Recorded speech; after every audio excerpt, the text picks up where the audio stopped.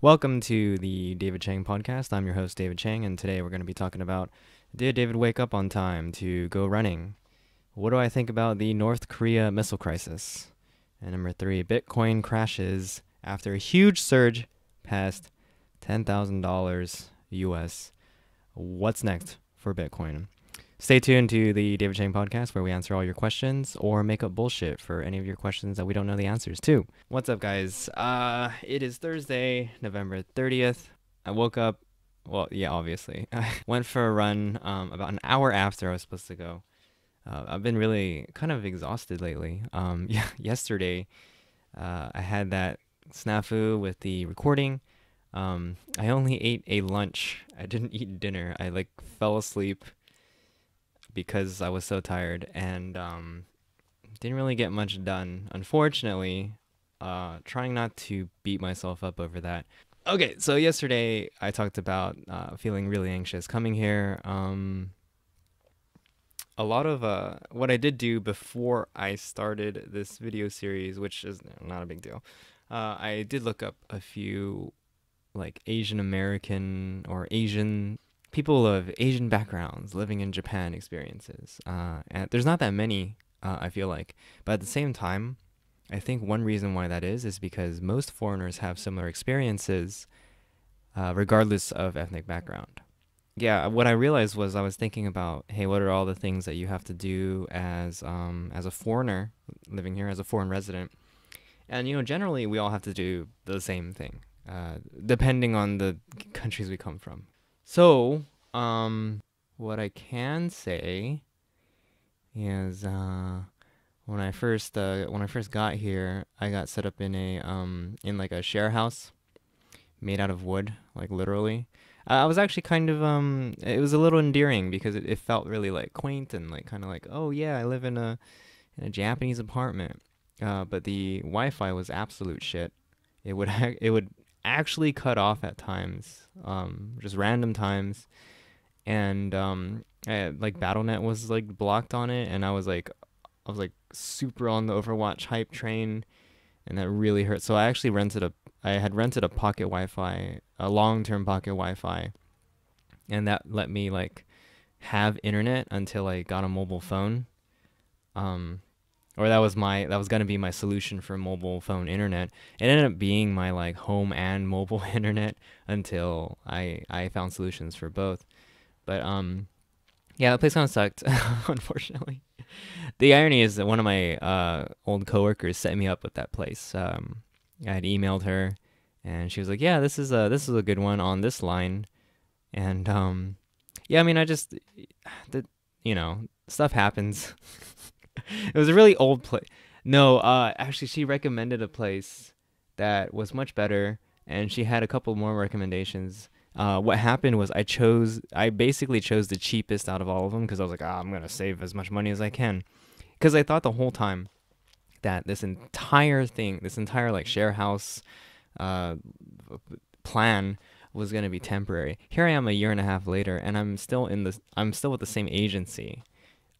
So that plan failed. And that's a good example of, hey, sometimes when you make decisions about something far into the future, you really don't know.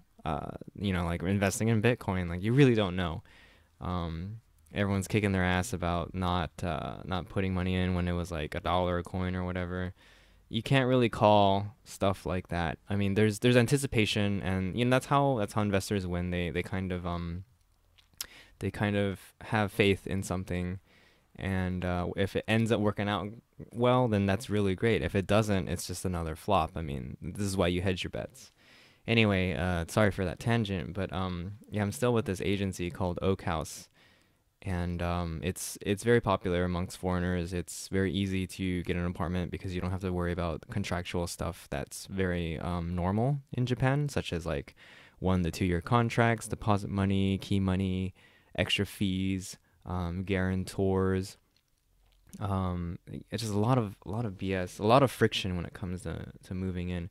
But from what I hear, it's because the tenant laws are very strong in this country, in the sense that from a legal standpoint, it's really hard for either property owners or yeah, like pretty much property owners or landowners to kind of uh I don't know if it's like it's really hard to evict tenants or there's not a lot they can do after the contract has been signed.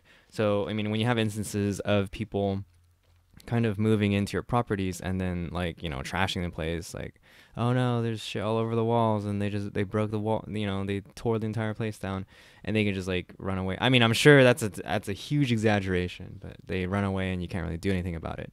Now I totally understand because my dad had a rental property that pretty much got like trashed by the tenants there. They didn't pay rent for like forever, and they just boned out. My dad was like, "Hey, I'm gonna have to evict you because you haven't paid rent in so long. I need to take this to court." They just disappeared, and that's it. Like we just have to like my dad had to take it as a loss, and that's really shitty. So yeah, like as a tenant, sometimes you're gonna think like, "Oh man, this sucks." Like I mean, I think it sucks to have to sign a 2-year contract and commit to that, and a renewal fee is an entire month's worth of rent. Like it's really like it really sucks as like a single person who just got into the country and everything. But I think it's a little extreme here though. Like they could relax those laws a little bit, or they could change the regulations a little bit. Anyway, I'm definitely not qualified to speak about uh, stuff like that. But yeah, I was with I was in this like wooden house. I had my own toilet, but I had to share a shower, and that was fun because I had to actually physically leave my my apartment to go into like a hallway uh, that had the shower in it, and that was, I mean, it just sucked. I definitely I was here in the summer. I was in that property in the summer, so I thought that's fine. But when the winter comes, like I'm not gonna be down for this. So I moved to this place, which is more like a dormitory. There's like a ton of people here, and there's like huge facilities. Like there's a big like onsen looking bath or a sento. There's like 7 showers in the basement. There's a big lounge, like some meeting spaces and stuff like that. It's a really nice place. And if I were like a student, I would love like living here. But I'm not a student anymore. I think unfortunately a problem is like I think I have trouble relating to a lot of the people here. Well, it's more because when I would come home from work and I'd be like super tired, or I would like hang out with people in Shinjuku in the city. Whereas this is kind of out in the boonies, like we're about an hour out from Tokyo city center.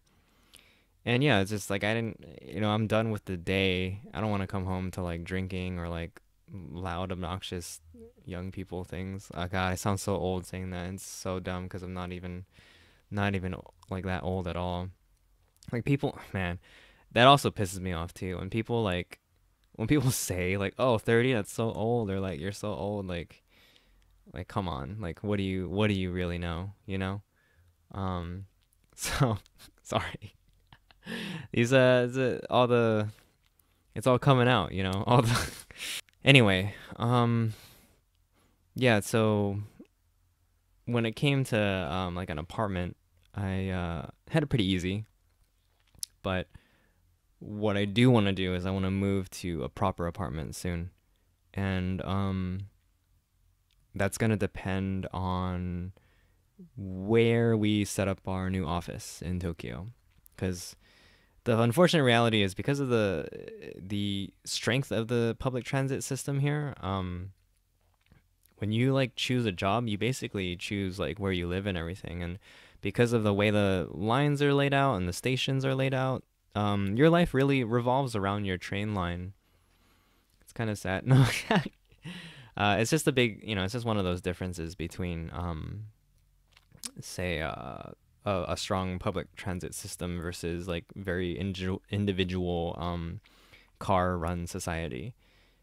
You have like America experienced the same things where like there were practical like hive cities along train lines because if you go commute into work, you have to live in a city that has a train station on the line that you need.